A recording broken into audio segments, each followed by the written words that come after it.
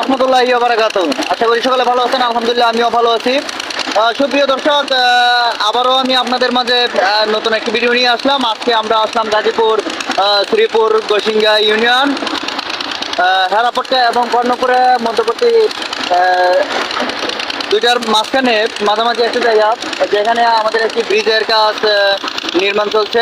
দেখতে পাচ্ছেন আমার পিছনে এখানে নতুন একটি ব্রিজ স্থানান্তরিত করা হচ্ছে।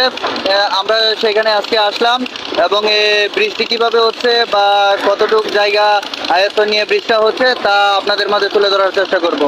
সঙ্গে থাকুন, সাথে থাকুন এবং শেষ পর্যন্ত দেখতে থাকুন।